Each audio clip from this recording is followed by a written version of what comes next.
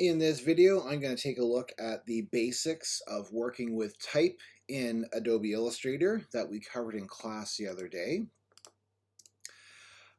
So to review what we did, we talked all about using the type tool to add and manipulate and edit type. And I'm just going to walk through those steps once again. So in Adobe Illustrator, if we want to add type, we can use the type tool. On the toolbar, it is the letter T. And you'll notice from the flyout menu, there are a lot of options that the type tool offers, such as typing on within an area, on a path, vertical area, vertical type on a path. There's lots of options that we have to choose from. But for today, I'm just going to stick with the basic working with the type tool, and we can explore those other options later on. So I'm going to select the type tool, and to add type anywhere onto the artboard, I can either just click with the type tool and add type, just like that, type it in. Or if I want to have a text frame that I can type within, I can click and drag with my type tool and it will create a text frame that I can add and fill with type. I'll actually fill with placeholder text in there. There you go, you can see placeholder text filled in. So for the purposes of our assignment, we're creating a logo. You're probably going to compare your stylized hand-drawn type with some type of your own. So I'm just going to add in some type here that we can manipulate and edit with. Now when I'm working with type, I can adjust and change the size either by using up in the control panel. You can see there are tools, basic tools for changing the size of type, changing the font. I can also get this in the properties panel. You can see there. And I can also open up the character panel by going Window, Type, Character. And this will bring up the character panel that allows me to change and edit type. So for example, I can change it to a larger size. I can change it to a different font that I have active on my computer. I can make it different weights of a font. Let's see here if we can find a font that has different weights. We'll go with Arial. Of course not. Let's go with Myriad. Condensed. Italic condensed. Bold condensed. Bold. Lots of different options within the typeface that I can choose from. When editing type, the basic tools that we have available to us are the font size or the point size. Type is measured in points. There is the leading or line spacing. Line spacing controls the difference, or leading controls the difference from the first line to the second line. So we can either add more leading or we can decrease leading and set our type really close to each other. There's the option for kerning. Kerning is when we adjust the space between just two letters. I can click in between those two letters. I can add kerning. This would be when a typeface and a letter combination creates an unsightly amount of space or too tight of a space. And then I also have the ability to set and adjust the tracking. Tracking is the overall letter spacing. So not just the spacing between two letters, it is the overall letter spacing between all the letters in the line of type. Those are the basics for editing our type. We can also use the paragraph panel to change the justification, the alignment, the space before, the space after, and we'll be looking at those much more in detail as we move into our next project. The last thing we might want to do is if we are changing our typeface and we cannot find anything nice that's being installed on our system, we can actually add and activate additional typefaces. Now you can download free fonts from websites such as DaFont or 1001 Free Fonts, or if you want to use the built-in font library that is offered with the Adobe Creative Cloud, we can do that as well. I'm going to select from the Creative Cloud icon. I'm going to open up my Creative Cloud here. And from here in the Creative Cloud main window, it tells us all our software that we have active. It gives options to access all sorts of different resources. In this case, I want to manage my fonts. I can do so by clicking on this little F up here in the top corner. This will show me all the typefaces that I have currently active in my account. But if I want to add new fonts, I can select where it says Browse More Fonts. That's going to open up a web page.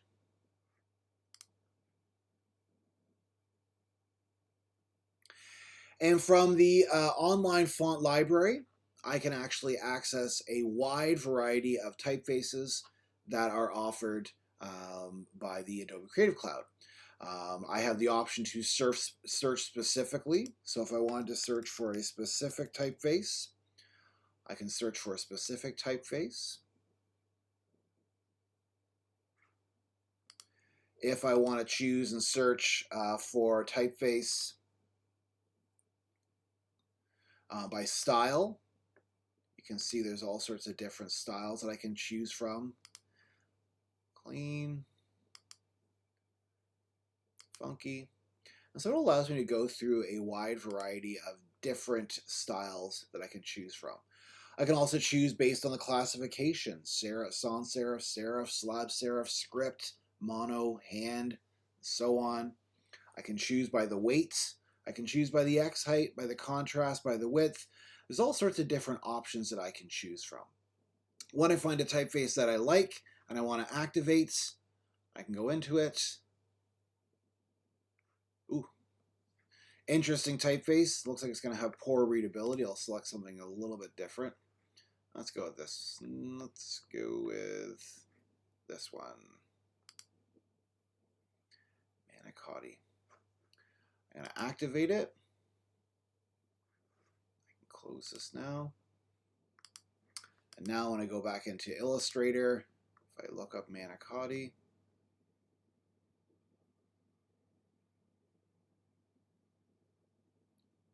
over scroll there 1 second. Oh, now I'm getting the beach ball.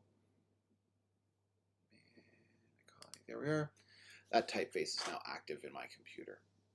So adding and activating typefaces with the Adobe Creative Cloud is relatively easy. If you install Type on your computer, you may just have to actually shut Illustrator, shut your file, and then reopen it for it to appear. Sometimes Type doesn't appear right after you've activated. You actually have to close your file and reopen it for it to refresh. Now, in addition to being able to change our typefaces, I mentioned and I showed how we can actually distort, warp, edit, and adjust our typefaces. In order to do so, we actually have to convert it from what we call live type to outlines. Right now, this type is live. That means it is fully editable. So I can change it and edit it to whatever I want.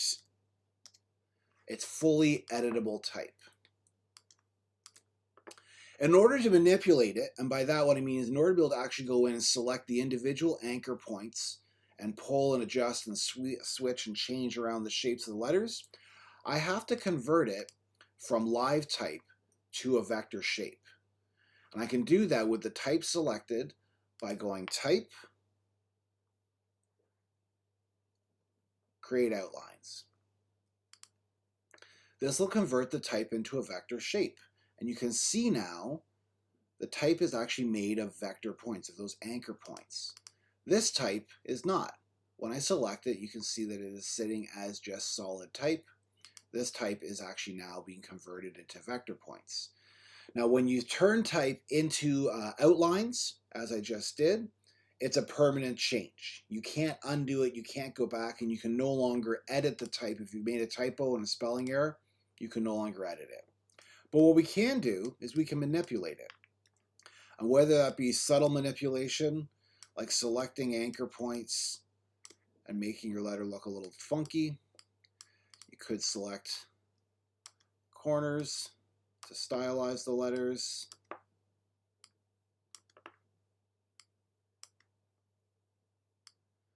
Just about anything that you want to do,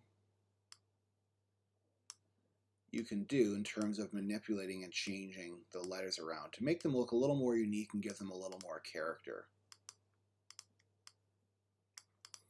We can fully manipulate the type. Another thing we can actually do is we can break our type apart and edit and change our type. We can do so using the Pathfinder tool. Now, we looked at the Pathfinder tool previously, where we explored the idea of using it to crop out the mouth in the emoji and do some basic cropping and cutting apart. I'm going to use it here to do the same and show a couple other tools that are available in the Pathfinder palette. We can get it by going Window, Pathfinder, and the tools we're going to take a look at are the Merge or Unite, the minus front, exclude, we can look at how that works, and divide. I find these tools are really good for editing and adjusting and changing type. So let's start by taking this letter E here. Now you'll notice all my type is still grouped together.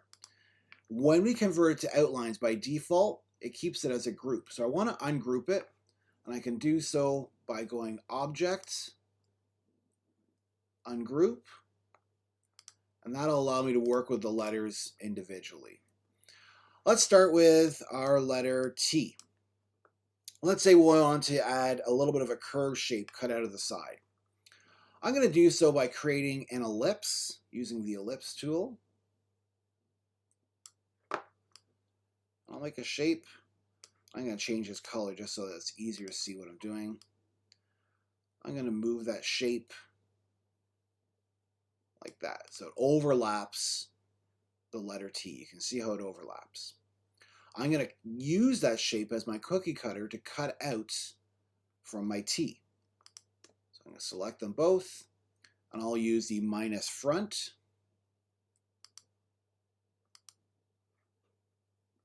Oh, helps if I have them both selected. Minus front. There we are. And you can see that's cut away that section of the T. Now that's not too exciting. Let's try something different. Let's say maybe make the Y, as it comes to its point, look a little different. So I'm going to use that ellipse tool again, and this time I'll draw a circle in the center of the Y. I'll select them both, minus front, and now I've got that kind of hole punched out of the Y. Let's do the opposite. Let's add something to our type. Let's say we want to change our M and make it look like it is still a serif typeface. This time I'm going to use my rectangle tool. I'm going to add some elements.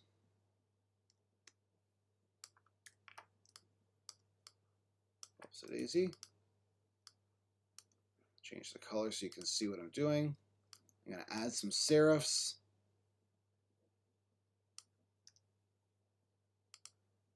Using the rotate tool to rotate the angle. There. I'll add that as a serif. I'll do the same here.